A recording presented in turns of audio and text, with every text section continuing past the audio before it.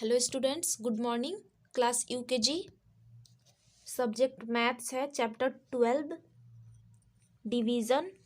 आज मैं आपको डिवीज़न के बारे में पढ़ाऊंगी। डिवीज़न का मतलब होता है बांटना, मतलब बांटना। इसमें आपको बांटने के ही बारे में बताया गया है कि अगर आपके पास कुछ आम या सेब या पेंसिल कुछ भी है, तो अगर आपको बांटना है किसी के पास, तो कैसे आप समझेंगे कि कितना कितना दें तो बराबर बराबर हिस्सा लगेगा।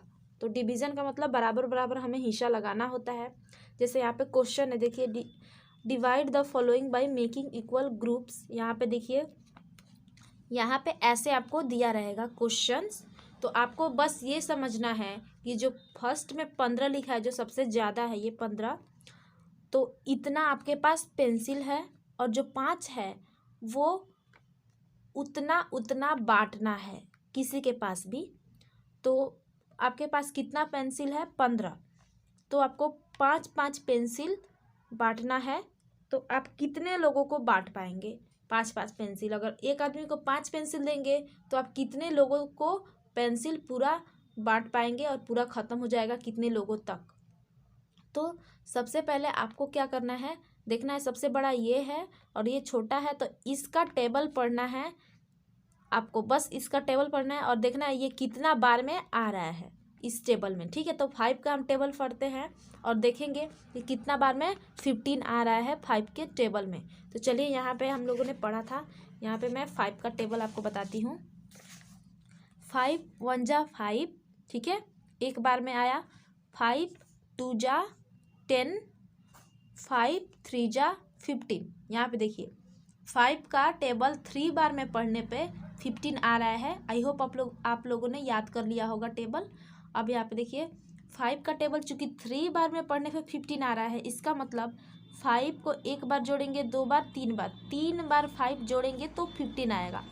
तो इसके कहने का मतलब है, अगर हम 5-5 पेंसिल किसी को बांटते हैं तो एक आदमी को देंगे, 2 आदमी को देंगे और 3 आदमी को देंगे, तो पेंसिल ख़त्म हो जाएगा।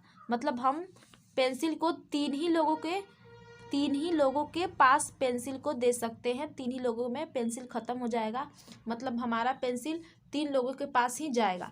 इसका मतलब ये है कि हम 5-5 पेंसिल 3 लोगों को ही दे सकते हैं। तो यहाँ पे आप लिख दीजिएगा, ये हमारा आंसर आ गया। ठीक है, फिर यहाँ पे देखिए, नेक्स्ट क्वेश्चन में दिया है 16 एप्पल है और 4-4 एप्पल सबको देना है, तो कितने लोगों के पास हम दे सकते हैं? ठीक है, या फिर ये भी कर सकते हैं, 4 एप्पल हमें 4 लोगों को देना है, तो हम कितने कितने एप्पल दे सकते हैं? ये भी क्वेश्चन हो सकता है। तो आपको सोचना है कि 16 एप्पल है और 4-4 एप्पल हमें देना है, तो हम कितने लोगों को बांट सकते हैं? या फिर 4 लोगों को एप्पल देना है, तो हम कितना कितना एक आदमी को एप्पल दे सकते हैं? तो कितना कितना एप्पल दे सकते हैं, इसके लिए हमें क्या करना है? 4 का टेबल पढ़ना है। कितना बार में? 16 आ रहा है। ठीक है, तो 4 1 जा 4, 4 2 जा 8, 4 3 जा 12, 4 4 जा 16।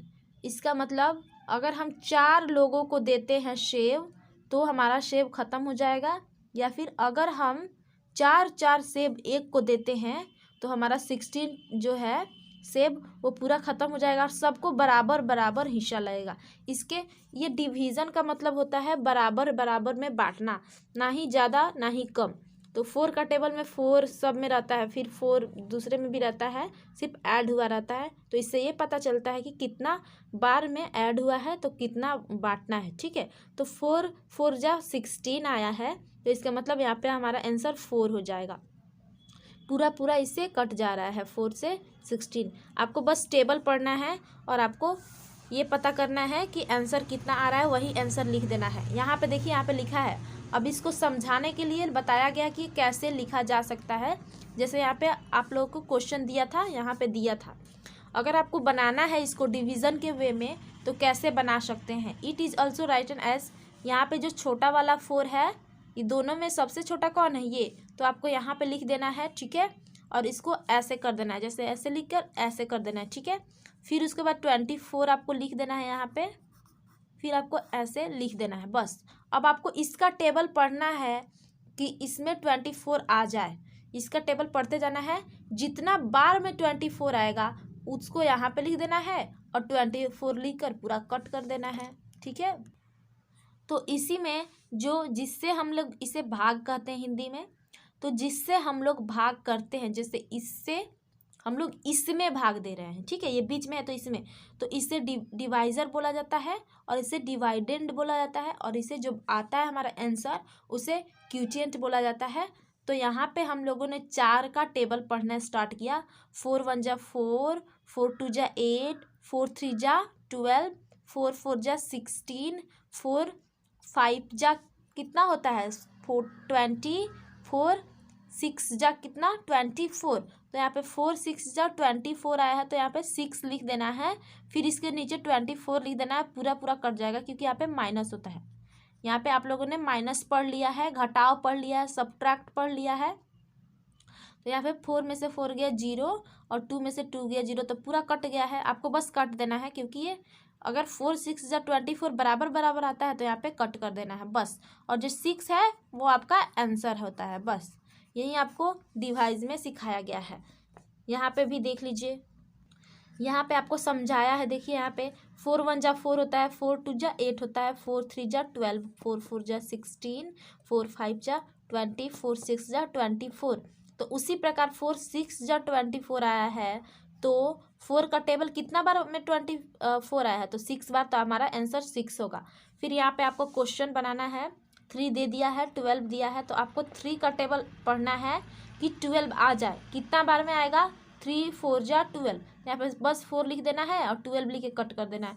फिर 3 का टेबल पढ़ना है, कितना बार में 18 आएगा, 3 6 जा 18, तो आपको कट कर देना है। फिर 3 3 जा 9, 9 लिख कर कट कर देना है। बस यहाँ पे सही होना चाहिए। यहाँ पे टेबल की तरह टेबल कितना बार में ये आ रहा है, टेबल ही पढ़ना है। ये फर्स्ट वाला का बस टेबल पढ़ना है, आपको ध्यान रखना चाहिए। जो फर्स्ट में है ये सब इसका ही बस टेबल पढ़ना है, और ये देखना है कि ये कितना बार में आ रहा है।